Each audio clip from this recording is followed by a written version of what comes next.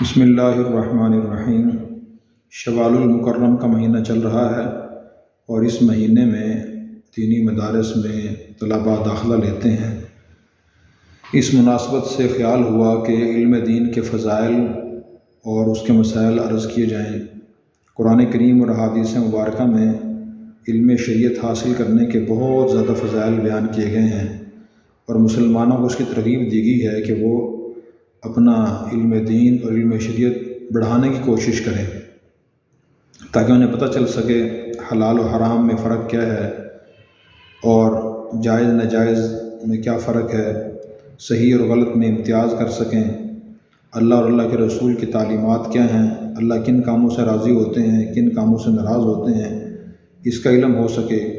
دنیا اور آخرت بہتر کیسے ہوگی، تو اس کو جاننے کے لیے ایک تو طریقہ یہ ہے کہ آدمی اپنے ذہن سے سوچتا رہے کہ میرے دل میں خیال یہ آتا ہے، ایسے کر لوں، ایسے کر لوں، یہ کروں، یہ نہ کروں۔ دوسرا طریقہ یہ ہے کہ آدمی اللہ اور اللہ کے رسول کی تعلیمات کو پڑھے، اپنے ذہن نشین کرے، دل میں بٹھائے، ان سے پھر رہنمائی لے اور زندگی اس کے مطابق گزارنے کی کوشش کرے۔ ظاہر ہے کہ ایک مسلمان کا یہی نظریہ ہوگا کہ اللہ اور اللہ کے رسول کی تعلیمات ہیں وہ سب سے بہترین رہنمائی انسان ہی کر سکتی ہیں۔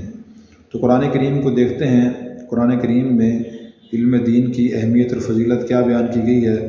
حضرت آدم علیہ السلام کو اللہ تعالیٰ نے پیدا فرمایا اور پھر پیدا فرمانے کے بعد اللہ نے فرمایا وَعَلَّمَ آدَمَ الْأَسْمَاءَ كُلَّهَا، اللہ تعالیٰ نے آدم علیہ السلام کو تمام نام سکھا دیے، چیزوں کے نام، ان کے فوائد، خصوصیات سکھا دیں، اور پھر اس کے بعد ثُمَّ عَرَضَهُمْ عَلَى الْمَلَائِكَةِ، پھر وہ نام اللہ تعالیٰ نے اور خصوصیات فرشتوں کے سامنے پیش کی۔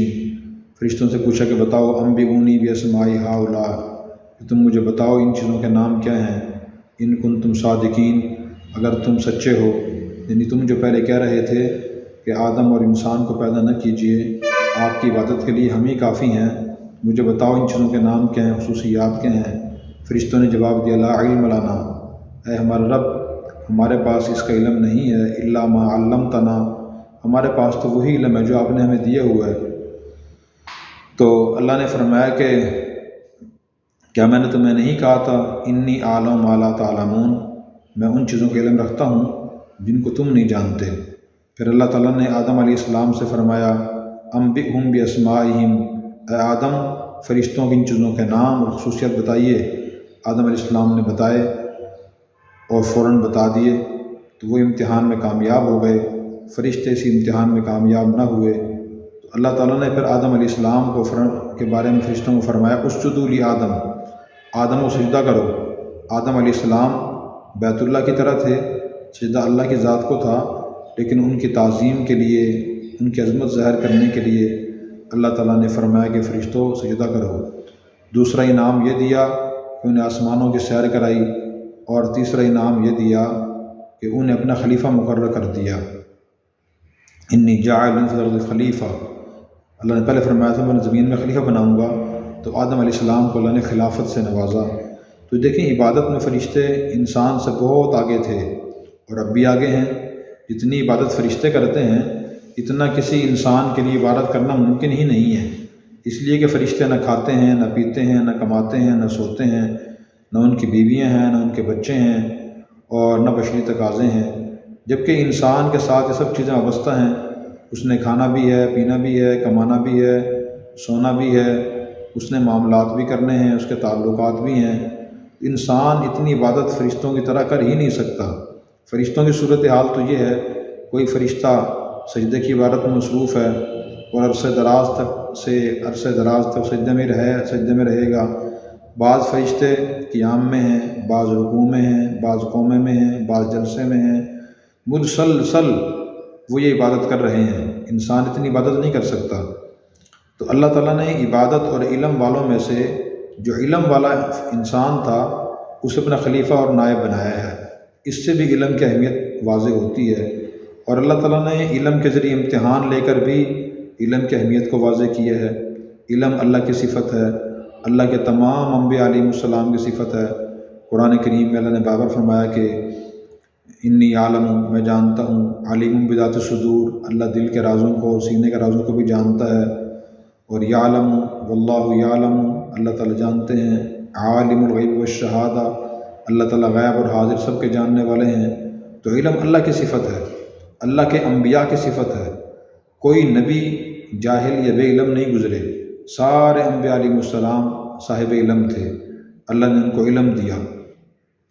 اور قرآن کریم میں دیکھیں، نبی کریم صلی اللہ علیہ وسلم کو جب اللہ تعالیٰ نے وحی نازل فرمانا شروع فرمائی، سب سے پہلے سورہ علق کی پہلی 5 آیتیں نازل ہوئیں، اور پہلا لفظ یہ تھا، اقرأ بسم ربک الذی خلق، اقرأ، آپ پڑھیے اپنے رب کے نام سے جس نے پیدا کیا، خلق الانسان من علق، انسان کو پیدا کیا جمے ہوئے خون سے، اقرأ وربک الاکرم، آپ پڑھیے، آپ کا رب سب سے زیادہ کرم فرمانے والا ہے، الذی علم بالقلم، جس نے قلم کے ذریعے علم دیا، علم الانسان ما لم یعلم، انسان کو ان چیزوں کا علم دیا جن کو انسان جانتا نہیں تھا۔ تو دیکھیں، سب سے پہلی وحی میں پڑھنے کا حکم فرمایا اور علم دینے کا احسان بیان فرمایا۔ تو انسانیت کے نام، قیامت تک آنے والی انسانیت کے نام، سب سے آخری ہدایت نامہ بھیجنا جب اللہ نے شروع فرمایا اور اس کا سلسلہ شروع ہوا، نبی کریم صلی اللہ علیہ وسلم پر جو پہلی وحی نازل ہوئی وہ علم کے بارے میں تھی۔ اس سے بھی علم کی عظمت ظاہر ہوتی ہے۔ حالانکہ جس معاشرے میں حضور نبی بن کر تشریف لائے تو اس معاشرے میں ساری برائیاں تھیں، ان کے عقائد بھی خراب تھے، وہ عبادت بھی صحیح طریقے سے نہیں کرتے تھے، یہ اکثر کرتے ہی نہیں تھے، ان کے اعمال بھی خراب تھے، اخلاق بھی خراب تھے، اور اسی طرح ان کے معاملات بھی خراب تھے، ان کی معاشرت بھی غلط تھی۔ اللہ تعالیٰ نے علم کی وحی پہلی کیوں بھیجی؟ اس لیے بھیجی کہ علم کے بارے میں فرمایا گیا نور من الہی، کہ علم اللہ کی طرف روشنی ہوتی ہے، جب روشنی پھیلتی ہے تو انسان کو سب چیزیں نظر آتی ہیں جو دائیں بائیں ہوتی ہیں، صحیح چیزیں بھی نظر آتی ہیں، غلط چیزیں بھی نظر آتی ہیں۔ اگر روشنی نہ ہو تو اندھیرا ہو تو انسان کو کچھ بھی نظر نہیں آتا، اور غلط فہمی کی وجہ سے انسان صحیح کو غلط، غلط کو صحیح سمجھ بیٹھتا ہے، حق کو باطل، باطل کو حق سمجھ بیٹھتا ہے، اور کفر کو اسلام، اسلام کو کفر سمجھتا ہے، اور صحیح کو غلط سمجھتا ہے، نفع کو نقصان سمجھتا ہے، نقصان کو نفع سمجھتا ہے۔ تو علم کی روشنی بتاتی ہے کہ آدمی کیا کر رہا ہے، اسے کیا کرنا چاہیے، اس کی زندگی کیسے گزرنی چاہیے۔ پھر اللہ تعالیٰ نے نبی کریم صلی اللہ علیہ وسلم کو فرمایا کہ یہ لوگوں کو دعا سکھائیں، رب زدنی علما، میرے رب میرے علم میں اضافہ فرمائیے۔ تو ایک تو علم حاصل کرنا ضروری ہے، دوسرا اپنے دین کے علم میں اضافہ بھی کرتے رہنا چاہیے کہ آدمی اضافہ کرتا رہے۔ علم کی مثال ایک روشنی کی ہے، دوسری مثال پانی جیسی ہے۔ نبی کریم صلی اللہ علیہ وسلم نے خود ارشاد فرمایا، مثل ما بعثنی اللہ بہ من العلم والہدی کمثل الغیث، جو مجھے اللہ نے علم اور ہدایت دے کر بھیجا ہے اس کی مثال بارش جیسی ہے اور پانی جیسی ہے۔ جب بارش برستی ہے تو فضا صاف ہو جاتی ہے، بہت سی بیماریاں ختم ہو جاتی ہیں، اور ہر طرف سبزہ ہریالی ہو جاتی ہے۔ یہی مثال علم کی ہے کہ جب علم انسان کے دل میں آتا ہے، دماغ میں آتا ہے، تو پھر اس کے دل و دماغ روشن ہو جاتے ہیں، تر و تازہ ہو جاتے ہیں، اور مثبت سوچ پیدا ہو جاتی ہے، ورنہ آدمی منفی سوچ کا شکار رہتا ہے۔ تو علم میں اضافہ بھی کرنا چاہیے۔ اسی طرح ایک اور آیت میں فرمایا کہ قل هل يستوي الذين يعلمون والذين لا يعلمون، کیا آپ ان سے پوچھیے اور فرمائیے کہ کیا جاننے والے اور نہ جاننے والے دونوں برابر ہو سکتے ہیں؟ دونوں برابر نہیں ہیں۔ انما يتذكر اولو الالباب، عقل والے ہی نصیحت حاصل کرتے ہیں۔ تو بے علم اور علم والا شخص برابر دونوں نہیں ہو سکتے، دونوں پر فرق ہوتا ہے۔ جس کے پاس علم ہوتا ہے وہ عمل کر سکتا ہے علم کی روشنی میں، جس کے پاس علم ہی نہیں ہے وہ اندھیرے میں کھڑا ہے، اسے پتہ ہی نہیں کہ صحیح اور غلط کیا ہے۔ جو علم والا ہوتا ہے وہ بااصول ہوتا ہے، وہ اصول عمل کر سکتا ہے، لیکن جو بے علم آدمی ہوتا ہے وہ بے اصول ہوتا ہے، اس کے اپنے جہالت کی دنیا ہوتی ہے، اپنے اس کے اصول ہوتے ہیں۔ وہ بعض اوقات مخلص ہوتا ہے لیکن جس سے معاملہ کرتا ہے وہ بیوقوفی کا معاملہ کرتا ہے، وہ بعض اوقات صحیح کام کرنے کی کوشش کرتا ہے اور وہ غلط کام کرتا ہے۔ تو اس لیے علم والا اور بغیر علم والا دونوں برابر نہیں ہوتے۔ تو اس سے غلط فہمی دور ہو جانی چاہیے۔ بعض لوگ سمجھتے ہیں جو بے علم ہوتے ہیں کہ جی بے علم آدمی علم والے سے اچھا ہوتا ہے۔ میں نے عرض کیا کہ اللہ کی صفت علم ہے، انبیاء کی صفت علم ہے۔ اللہ کوئی ولی جاہل نہیں گزرا، سارے صاحب علم تھے، سارے انبیاء صاحب علم تھے۔ تو جہالت اچھی چیز نہیں ہے، اچھی چیز علم ہے، اس کے فضائل بیان کیے گئے ہیں۔ قرآن کریم کی ایک اور آیت میں اللہ نے فرمایا انما یخشی اللہ من عبادہ العلماء، کہ اللہ کے بندوں میں سے اللہ سے وہی لوگ ڈرتے ہیں جو علم والے ہوتے ہیں، جن کے پاس اللہ کی ذات کا، صفات کا، جنت کا، جہنم کا، قرآن کا، حدیث کا علم ہوتا ہے، ان کے دل میں خوف خدا ہوتا ہے۔ جن کے پاس علم نہیں ہوتا ان کے اندر خوف خدا نہیں ہوتا، خوف خدا نہیں ہوتا تو وہ جرائم سے نہیں بچتے، گناہوں سے نہیں بچتے، ظلم زیادتی سے نہیں بچتے، حق تلفی سے نہیں بچتے وہ۔ اور جن کے دل میں خوف خدا ہوتا ہے وہ حقوق بھی ادا کرتے ہیں، فرائض بھی ادا کرتے ہیں، اور اسی طرح حق تلفی سے ہی بچتے ہیں، انصاف بھی کرتے ہیں۔ تو یہ بھی قرآن کریم کی ایک آیت ہے۔ اسی طرح ایک اور آیت میں اللہ نے فرمایا وَتِلْكَ الْأَمْثَالُ نَضْرِبُهَا لِلنَّاسِ وَمَا يَعْقِلُهَا إِلَّا الْعَالِمُونَ، یہ مثالیں ہم لوگوں کے لیے بیان کر رہے ہیں لیکن ان کو سمجھیں گے علم والے، جو علم والے نہیں ہیں وہ نہیں سمجھیں گے۔ تو یہ بھی قرآن کریم کی ایک آیت ہے جو بتاتی ہے کہ علم کی بڑی اہمیت ہے۔ ایک اور آیت میں فرمایا يَرْفَعِ اللَّهُ الَّذِينَ آمَنُوا مِنْكُمْ وَالَّذِينَ أُوتُوا الْعِلْمَ دَرَجَاتٍ، کہ تم میں سے جو لوگ ایمان لائیں گے اور جن کو علم دیا جائے گا اللہ ان کے درجے بلند کرتے رہیں گے۔ دیکھیں ایمان کے بعد علم کی بھی ضرورت ہے، ان دو چیزوں سے اللہ تعالیٰ درجے انسان کے بلند کرتے ہیں۔